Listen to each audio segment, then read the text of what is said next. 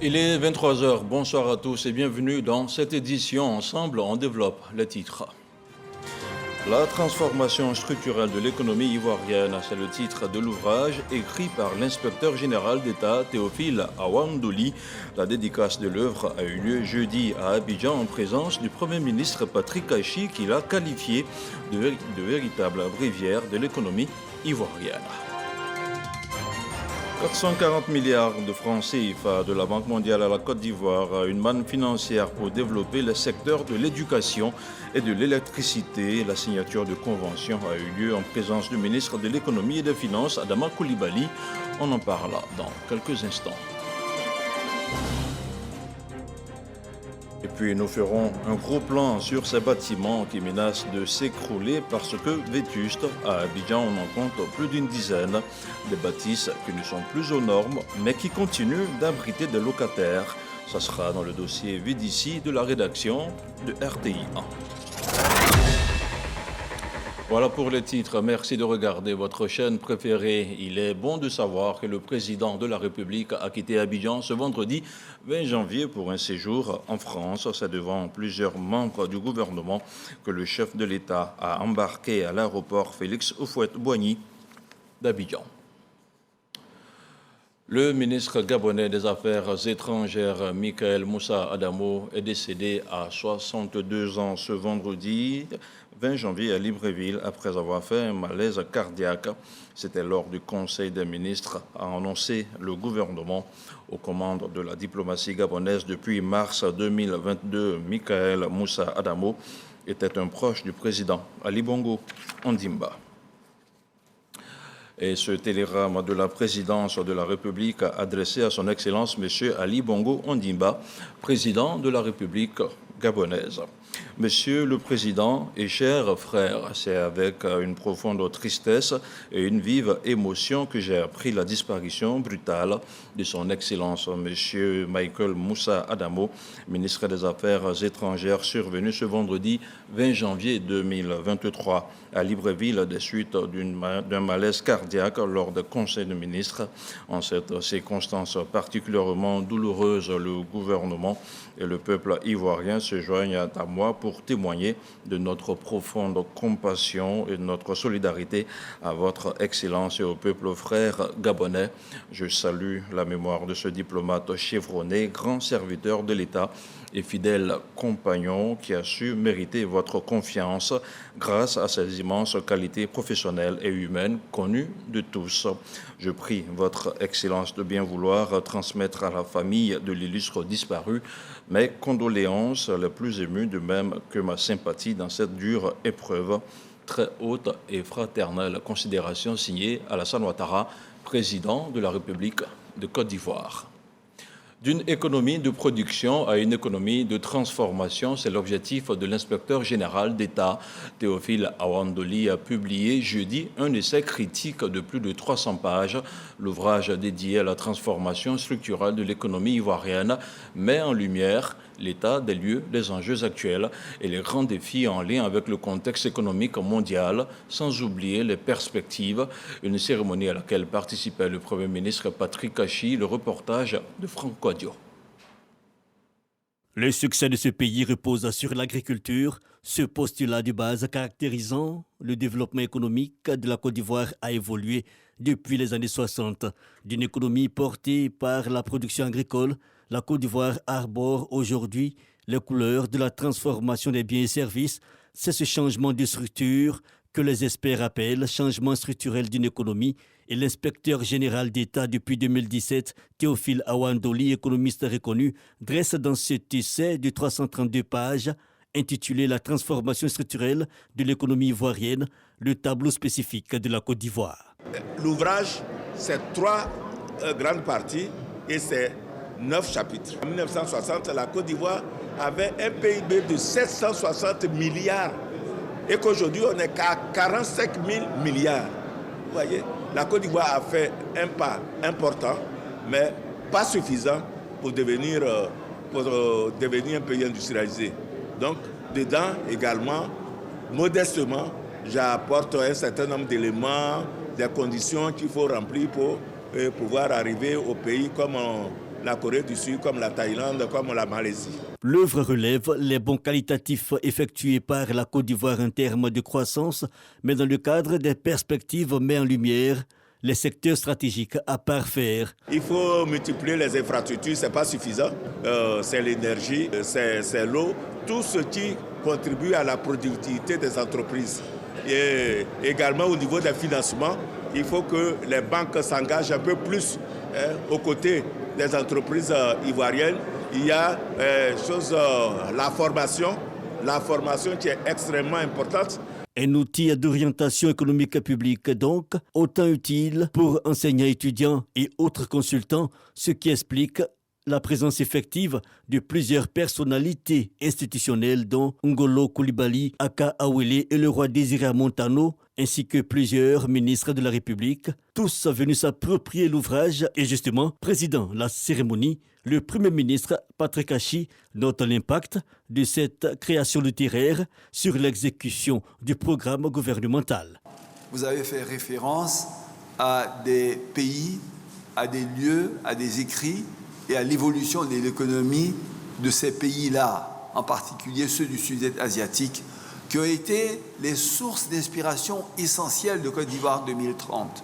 Et les exemples que vous avez choisis sont justement ceux-là même qui fondent cette Côte d'Ivoire solidaire. Cet ouvrage vient donc compléter, éclairer le document Côte d'Ivoire solidaire et le mettre certainement encore et plus que jamais au niveau de compréhension de la majorité de l'opinion. En résumé, ce livre fait une analyse exhaustive de toutes les questions économiques et permet aux lecteurs de disposer d'un outil qui leur permette de mieux appréhender cette transformation structurelle de notre économie.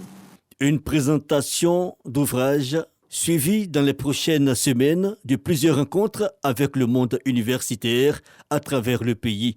L'auteur de la transformation structurelle de l'économie ivoirienne est à son 4e ouvrage après les 2 tomes du Réveil de l'éléphant d'Afrique et du Manuel de finances publiques. Économie toujours avec la Banque mondiale qui poursuit son engagement à accompagner la Côte d'Ivoire dans la mise en œuvre de son plan national de développement 2021-2025. L'institution vient d'injecter la somme de 440 milliards de francs CFA dans des secteurs de l'éducation et de l'énergie. Retour sur le film de la signature de convention tripartite avec Mamadou Kouassi. 2 signatures d'accords d'une valeur totale de 440 milliards de francs CFA entre la Côte d'Ivoire et la Banque mondiale, représentée par sa directrice des opérations Côte d'Ivoire. Des conventions portant sur la valorisation des acquis des États généraux de l'éducation et l'opération nationale de numérisation d'accès à l'électricité, MEDA. Soutient le programme national du ministère qui cible 8,4 millions d'enfants dans le préscolaire et le primaire, ainsi que plus de 66 500 enseignants dans l'éducation de base. Il va également permettre de construire 3000 nouvelles salles de classe en moins de 5 ans et ainsi améliorer de façon substantielle la gouvernance du système éducatif. Le NEDA est destiné à augmenter l'accès à l'électricité à moindre coût pour le plus grand nombre, principalement dans le nord et l'ouest de la Côte d'Ivoire. Ce financement vient en appui à des programmes existants du gouvernement. À terme, le financement NEDA permettra, notamment via le PEPT, à près de 1,9 million de personnes d'être connectées au réseau d'électricité et couvrira 20% des besoins de la Côte d'Ivoire en matière de nouveaux branchements dont elle aura besoin pour atteindre son objectif d'accès universel à l'électricité pour toute la population. En plus de favoriser l'accès à l'électricité à tous les ménages, ainsi que ses avantages socio-économiques, la Côte d'Ivoire fait de la valorisation du capital humain un axe essentiel de son plan national de développement 2021-2025. En ce qui concerne le prêt éducation, il s'agit d'un ambitieux programme qui introduit une innovation majeure consistant à établir une corrélation entre les résultats réalisés et le financement octroyé. Il permet, tel dans un contrat d'achat de services, de motiver le personnel pour améliorer la quantité et la qualité des services fournis. Les nouveaux mécanismes adoptés dans le cadre de ce programme rehaussent donc le niveau d'exigence pour accéder aux ressources. Dans cette nouvelle dynamique, la Côte d'Ivoire bénéficie du soutien d'environ 10 milliards de francs CFA du partenariat mondial pour l'éducation. Les professionnels du secteur de la communication et de l'économie numérique ont dressé le bilan de leurs activités de l'année écoulée, de l'aide financière aux médias à l'assainissement, de l'affichage publicitaire. Tous les domaines d'activité ont été revisités. C'était en présence du ministre Amadou Koulibaly, le reportage de Didier Nguessan.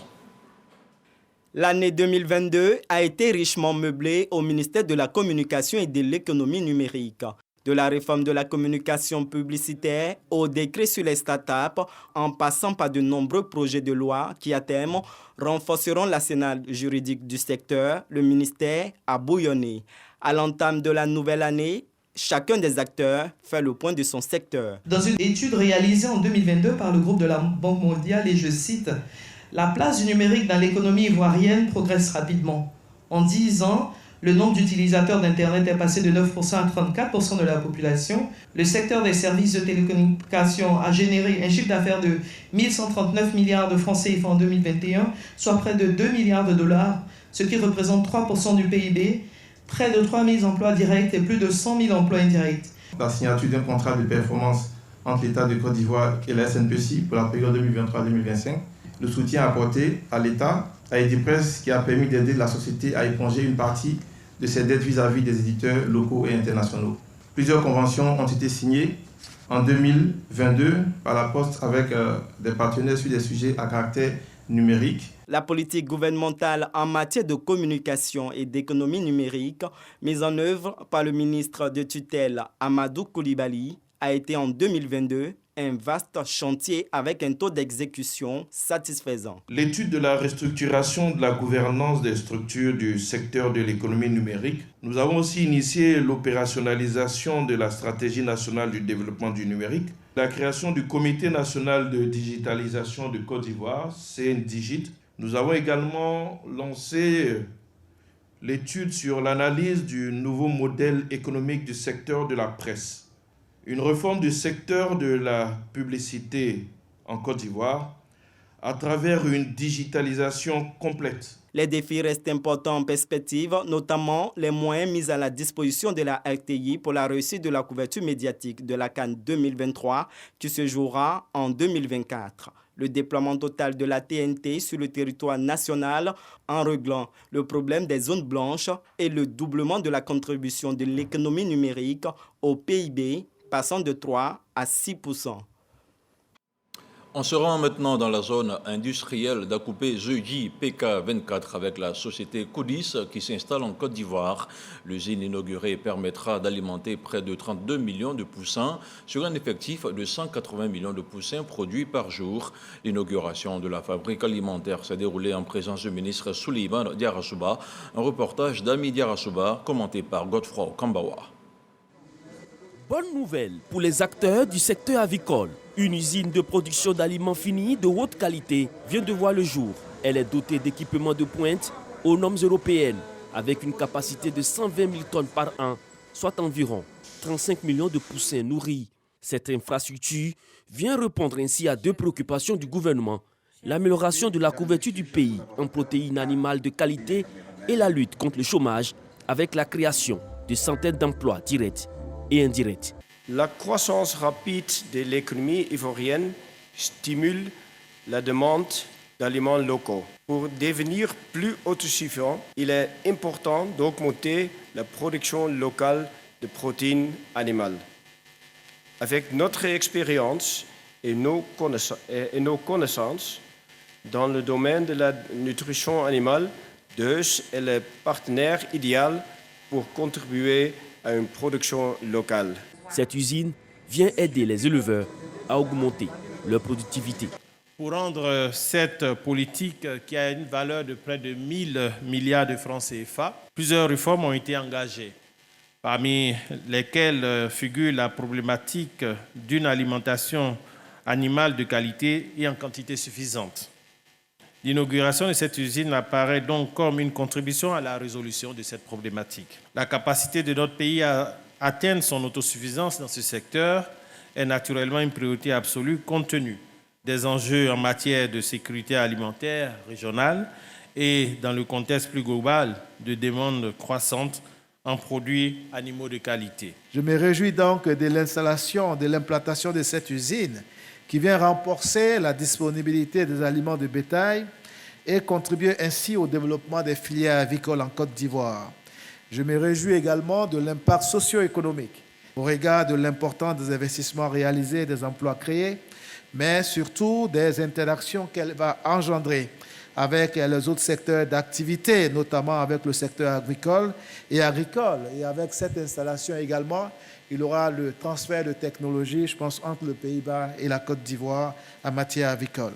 Bâtie sur une superficie de 3,5 hectares avec un coût global de 11 milliards de francs CFA, cette infrastructure vient confirmer la détermination du gouvernement à produire en quantité et en qualité pour le marché national et sous-régional.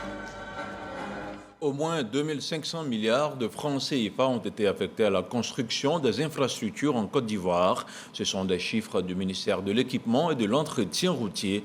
Au cours d'une rencontre avec ses collaborateurs, Amédée Kofi Kwaku a évalué le chemin parcouru par son département. On fait le point avec l'enseignant Bakayoko. Au nombre des infrastructures routières réalisées, plusieurs grands chantiers, dont les axes autoroutiers Yamoussoukro-Bouaké, les ponts d'Abidjan, la périphérique Y4, les routes de Dabou et de Ndotré et même la côtière. Bref, ce sont plus de 2500 milliards de francs CFA qui ont été investis dans ce domaine par l'État au cours de l'année écoulée. Nous sommes parvenus à tous ces résultats grâce à l'expertise et à la franche collaboration avec tout le secteur privé, représenté ici par le GIBTP et les groupements constitués par les PME. Avec l'appui du secteur privé, ce sont plus de 15 000 emplois cumulés qui ont été créés dans le secteur en 2022 sur l'ensemble de nos chantiers, avec près de 60% qui étaient occupés donc par les jeunes. Pour 2023, les interventions seront orientées vers la poursuite des travaux d'aménagement et de bitumage des 1922 km de routes neuves et le renforcement d'environ 1000 km de routes revêtues. L'administration routière déconcentrée devra désormais jouer pleinement son rôle dans le suivi de tous les importants projets et dans la gestion des situations urgentes de coupure des routes, de divers travaux manuels de débroussement et de nettoyage des abords des routes et du curage des ouvrages hydrauliques. En effet, le gouvernement a autorisé en 2018 la réalisation d'environ 30% des travaux d'entretien routier en régie. Dans cette dynamique, des engins de travaux publics ont été acquis pour un montant de 8 milliards de francs CFA. Objectif, équiper les parcs territoriaux, notamment de Touba, Kong Divo, Korogo et Adzopé. Ces parcs d'engins permettront à l'administration routière d'être plus proche des populations afin de traiter avec plus de promptitude les situations d'urgence. Place à présent au dossier VDC de la rédaction de RTI1. Aujourd'hui encore, le district autonome d'Abidjan compte des bâtisses qui datent de l'époque coloniale. Dans la commune de Trècheville, par exemple, certains bâtiments croulent sous le poids du temps. Des immeubles dépassés en termes d'installation et de normes techniques, mais qui continuent d'abriter des locataires. Ces derniers sont-ils conscients du danger qui les guette? Si oui, comment les faire partir et démolir ces habitations? Des questions auxquelles le dossier VDC tente d'apporter des éclairages. Une idée de Serge Coléa.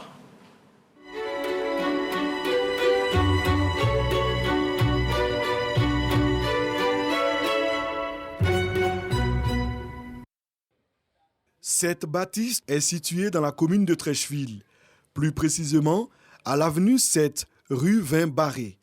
Selon les riverains, sa construction date d'au moins 30 ans. Depuis quelques années, le bâtiment se dégrade, mettant en danger la vie de ses occupants, mais aussi des voisins. Pour moi, vous remarquez l'état des fers qui sont déjà sortis. Ça, on ne peut plus réhabiliter, il faut casser et puis reconstruire encore. Souvent, on ne l'est plus.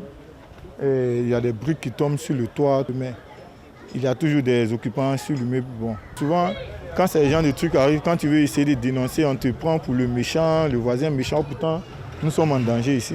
Après l'effondrement du meuble de février 2022 à Trècheville, qui a fait 7 morts, la municipalité a recensé 18 bâtiments menaçant ruine. Nous, on est venus ici en 1956, de Doucoué. L'autre bâtiment qui fait face a été construit en 1994. Je suis là avec mes soeurs et mon frère. Ces habitations qu'on retrouve dans différents quartiers de la commune ne sont plus des lieux sûrs. Selon le constat d'expertise des spécialistes, mandatées par les autorités municipales, elles devraient faire l'objet de démolition. Les recommandations, ce sont que les évacuations se fassent maintenant. Le propriétaire, il est responsable de son bâtiment. Et si son bâtiment menace ruine, c'est lui qui doit prendre sur lui de démolir ce bâtiment. Mais nous, en tant que responsables au nom du ministre Amicha François, maire de la commune de Trécheville, nous n'allons pas laisser les propriétaires seuls. Dans ces immeubles où la menace est quotidienne, les familles se disent conscientes du danger. On est à côté d'un cercueil. Hein. Oui, c'est ça. Et tu es là comme ça, tu peux tomber à tout. Difficile. Enfin, fait comment? Les propriétaires ou locataires invités à plier bagages rechignent à quitter les lieux. Le moment cherche un moyen pour quitter la cour. Parce qu'on ne sait pas. On n'a pas le moyen. C'est ce qui nous oblige de rester. Cette situation n'est pas spécifique à Trécheville. Comme l'a fait la mairie de Trécheville, il serait bon que toutes les mairies identifient sur leur commune les bâtiments qui menacent ruine. Le travail de l'Office national de la protection civile se fera. Nous ferons des contrôles, ferons des visites et nous sortirons un rapport qui déterminera la suite à donner. Dans le district d'Abidjan, la plateforme collaborative de contrôle des constructions a identifié 79 bâtiments à démolir. Aujourd'hui, la question, c'est d'encourager les propriétaires à partir pour sauver des vies humaines. Ils n'ont pas le droit de mettre eux-mêmes leur vie en danger, à plus forte raison celle de leur progéniture et de leur famille. Il peut survenir un accident tout de suite. On nous reprochera le fait qu'on n'ait pas agi vite. Et ça, personne ne va nous le pardonner. Pour le directeur du guichet unique du permis de construire, la démolition s'impose comme une mesure qui sera avantageuse à long terme pour les propriétaires. Le bâtiment a une durée de vie. La valeur d'un bâtiment, c'est 30 ans. Au-delà de 30 ans, vous devez procéder à une réhabilitation, sinon votre bâtiment a une valeur nulle. Plus vous entretenez tout votre bâtiment, vous donnez encore la valeur à neuf au bâtiment. Les propriétaires sont invités à s'inscrire dans la nouvelle vision urbanistique des autorités.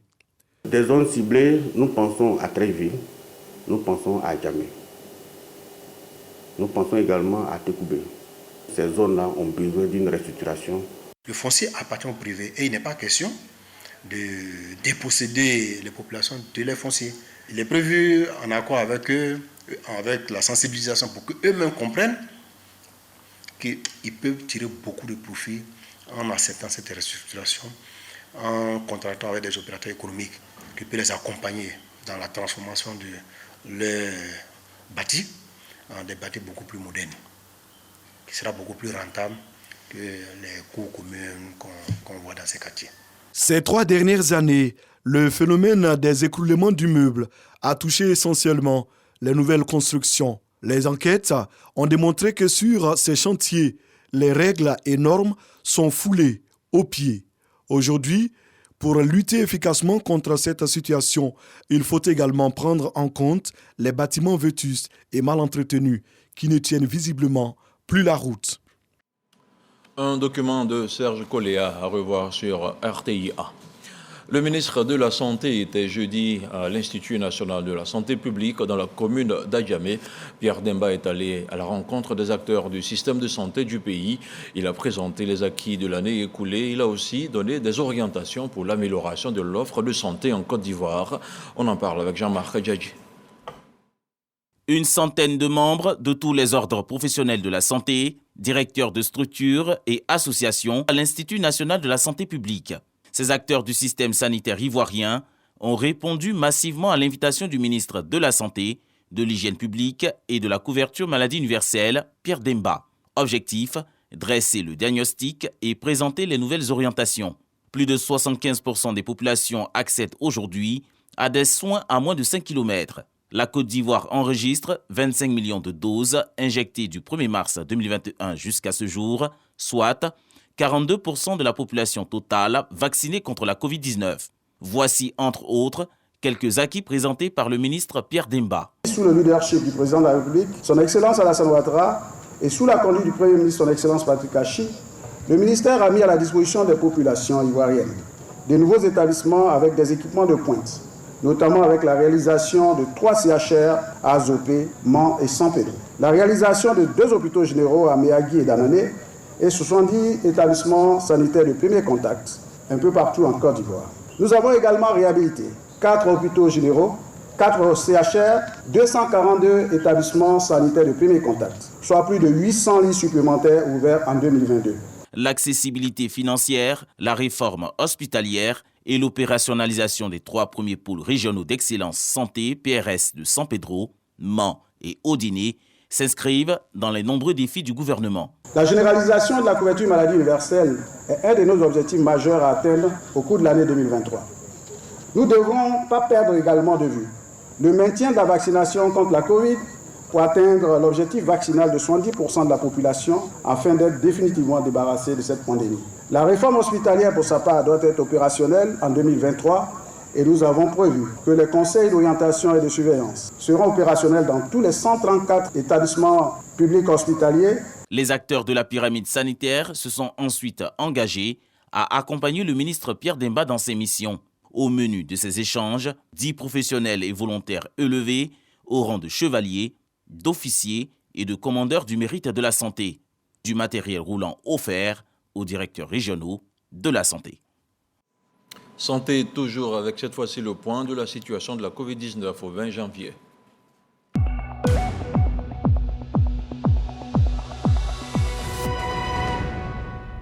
Le ministère de la Santé, de l'Hygiène publique et de la couverture maladie universelle a enregistré ce 20 janvier un nouveau cas de Covid-19 sur 266 échantillons prélevés, soit 0% de cas positifs, 0 guéris et 0 décès. À la date du 20 janvier, la Côte d'Ivoire compte donc 87 966 cas confirmés, dont 87 127 personnes guéries, 833 décès et 8 cas actifs. Le nombre total d'échantillons est d'1 669 594. Le 19 janvier, 6 614 doses de vaccins ont été administrées, soit un total de 24 423 396 doses du 1er mars 2021 au 19 janvier 2023. Le ministre de la Santé, de l'Hygiène publique et de la couverture maladie universelle invite toutes les personnes de plus de 12 ans à se faire vacciner. Il rappelle que la vaccination contre la Covid-19 est gratuite et volontaire. Fin de formation à la commission électorale indépendante pour des élèves de l'École nationale d'administration. Pendant 3 jours, ils ont reçu des rudiments sur l'initiation au processus électoral, l'organisation, le fonctionnement et les missions de la CEI sont les modules qu'ils ont abordés. On en parle avec Sidonie Davila.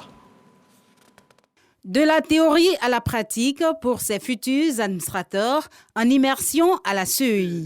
Se frotter à la matière électorale, une expérience enrichissante pour ces énarques. Comme le dit Amadou Kourouma, dans son œuvre, Allah n'est pas obligé. Il faut toujours remercier l'arbre à carité sous lequel on a ramassé de bons fruits pendant la bonne saison. Oui, les fruits de la connaissance de la CEI sont abondants pour nous.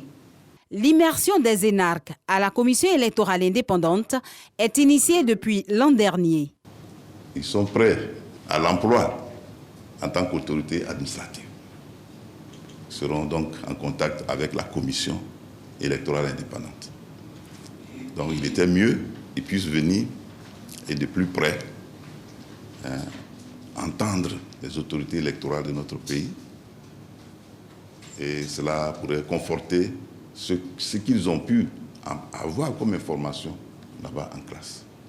Pendant 3 jours, les auditeurs des cycles moyens, moyens supérieurs et supérieurs de l'ENA ont arpenté les couloirs de la CEI. Ils se sont imprégnés du fonctionnement, des attributions et de l'organisation de l'institution, également des garanties de transparence d'une élection apaisée. C'est le corps préfectoral qui, depuis l'indépendance, avait toujours organisé les élections. Certaines attitudes en 90, puis en 95, qui vont pousser le législateur a sorti l'élection comme matière, comme attribution du pouvoir exécutif pour l'envoyer maintenant dans une commission chargée des élections. C'est bien, vous êtes des énarques, de penser qu'il faut veiller à l'application de la loi, mais la loi est un moyen, la loi n'est pas un objectif. L'instrument juridique permet d'atteindre un objectif, mais ce n'est pas l'objectif. Donc il se peut faire que dans l'exécution de votre mission, que la loi contrarie l'objectif, mais vous l'adaptez. Cette rencontre est une aubaine pour la CEI. Dans le cadre de sa politique à l'éducation électorale, ne manque pas l'occasion de sensibiliser les populations. Et on termine ce journal avec la célébration de la disparition de Roger Fulgence Kassi, animateur de charme et présentateur vedette de la télévision ivoirienne dans les années 80. Il y a 34 ans exactement, jour pour jour, que nous quittait Roger Fulgence Kassi. Plus de 3 décennies après son départ, RFK demeure aujourd'hui encore l'idole d'une certaine génération. L'homme aura marqué d'une pierre blanche la sphère audiovisuelle en Côte d'Ivoire et la rédaction de RTI 1 de se rappeler de l'illustre disparu de l'enfant de Kokombo ce 20 janvier 2023. Ce journal est terminé. Merci de l'avoir suivi. Prochain rendez-vous avec l'info à 6h30 avec Afficiata Dosso. Bonsoir.